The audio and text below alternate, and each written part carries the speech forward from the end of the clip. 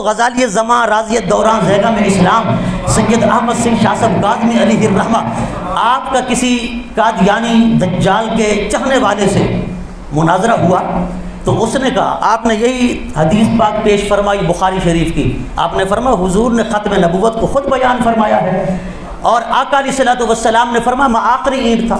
حضرت غزالی زماں رحمۃ اللہ تعالی علیہ کو مرزا قادیانی کا وہ چیلا کہنے لگا کہ ظاہر سی بات ہے اینٹیں تو لگا دی گئی، اب محل مکمل ہو گیا، اینٹ کی جگہ خالی نہیں ہے، لیکن پلستر بھی تو ہوتا ہے اور رنگ روغن بھی تو ہوتا ہے۔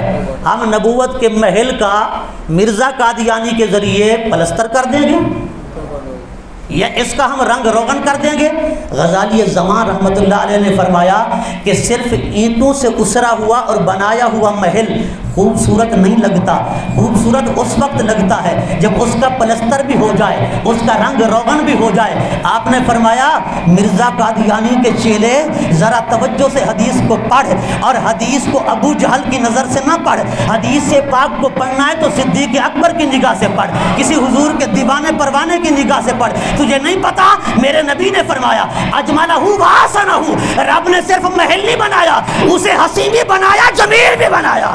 حسین و جمیل کوئی محل بھی نہ رنگ کے بغیر ہو سکتا ہے نہ پلستر کے بغیر ہو سکتا ہے۔ پتہ چلا محل نبوت کو رب نے اینٹوں سے بھی مکمل کر دیا، پلستر سے بھی، رنگ و روغن سے بھی۔ مرزا قادیانی محل میں آنے کے قابل تو نہیں، پر لیٹرین میں جانے کے قابل ضرور ہے۔